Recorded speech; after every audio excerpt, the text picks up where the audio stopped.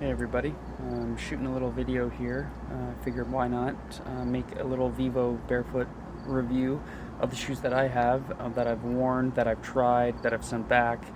Obviously don't have those ones that I've sent back on this video, but I just wanted to kind of go over a little bit of the shoes. I'm about to go on a trip into a rainforest area, so I'm assuming more muddy, temperate temperatures, so mild to a little higher. I think it ranges from like 10 to 21 degrees Celsius.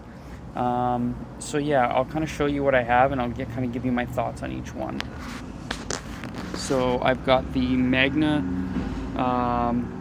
not the Magna Forest, sorry, the Magna FGs. Just kind of your normal, the leather one, the merino wool. You can see I've just kind of bought these, so they're fairly brand new. And I've kind of been playing with the soles, so there's no sole in there right now. I haven't really messed with that, but I have the forest trackers, escapes, and those have the natural, so with a thinner lining that comes with this. 1 second.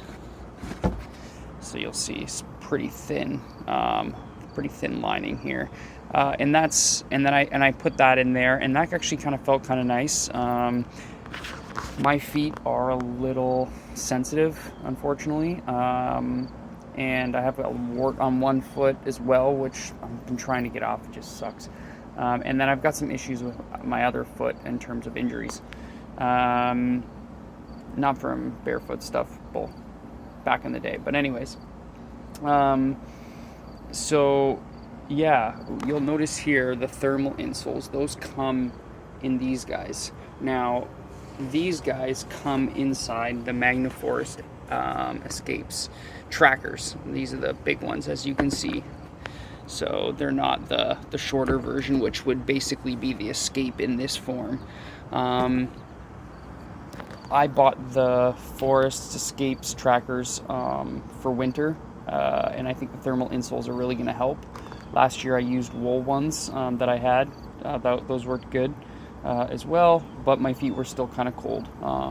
But again, can't be perfect, right? It's really hard to find that perfect boot or perfect shoe, especially that gives you something of a feel to your surroundings. I think your traditional winter boot that will keep your foot nice and warm will just obviously minimize the amount of ground feel that you have, and I think that's natural. I think that's a trade that you make. So yeah, I'm currently trying to decide which shoes to bring. I've got a pair of Earthwalkers sandals, which are amazing. Earthwalkers, Earth sandals. I can't remember, but they're really good, and those are going to be for when I go into the water and stuff like that, to where I'm going. And then when it comes to the terrain, I was debating on these guys or these guys. And actually, in terms of the trails, I was deciding on those two. I've ended up going with this guy for a few reasons. One, if my ankles are feeling a bit weak or I'm feeling a bit tired, I can lace up higher, which I like. I also like that I can throw the thermal insoles in here if it's a colder day, and my feet will stay nice and warm. But if it is a bit hotter, then I can stick with these. And I know I can do that with those, but again, the ankle support isn't there. I'm usually not a big fan of ankle support, to be honest, but given the nature of my body and kind of what I've seen with it, it would be a nice thing to have as I'm getting older here. And then the second question I had for myself was, do I bring these guys, or do I bring the Primus Trail FGs that I've had forever? And obviously you can see where I'm wearing out hardcore on these. And I actually got the cork insoles, which are really nice, and I found really beneficial. I enjoy it the most on my foot. But yeah, the moment I put these guys on and this guy on, it was just like night and day difference in the sense of breathability, obviously, right? So what I've decided to go with are my Forest Escape trackers and my FG Primus Trails. and then I have my sandals. So I'm going to go with those 3. I mean, my Primus Trails FGs, those are just going to be if it's not raining and I'm just kind of out and about, because I like breathability in my foot.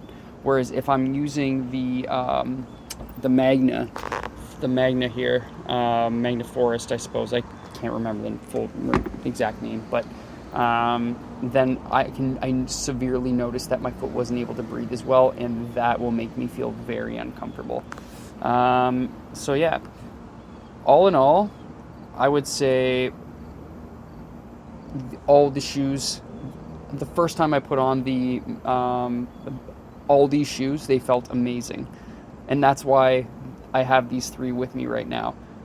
The ones that did not and are kind of weird is I just tried buying the all-weather Primus Trails 3s, and they actually fit smaller in width than the Primus Trail FGs, which was really unfortunate, because I'm looking for something that is a little bit more weatherproof, because of I live in Canada and just the seasons and everything like that, and also looking for a semi-warmer shoe given those times, but I just couldn't do it. And then I tried to buy the Decons, and I ran into huge problems with the Decon shoe because of if my foot was too long in the shoe, and if I had to size down, when I sized down, it crunched my foot in too much. So there wasn't a middle ground there. It's kind of unfortunate that, the shoes are not the same across the board. Perhaps that's just normal. It's just kind of frustrating when you have to order a pair of shoes, send them back, order a pair of shoes, send them back. And yeah, it's just not that fun. So anyhow, that's kind of my review on them. I would say these 3 shoes that I have, the Magna Forests, Primus Trail FGs, and these trackers are amazing. I love them all to boot. The one thing I might have invested in is possibly not the trackers, so not the high ankle boot, but and invested in the other one. But I think given the winter, and I was using this as a winter boot, you know what, perhaps that trade-off was okay. Yeah, what is there a certain Vivo barefoot shoe that you maybe recommend other than the all-weather that might be a good idea? Or maybe I just go with the Primus Trail 2 FGs again.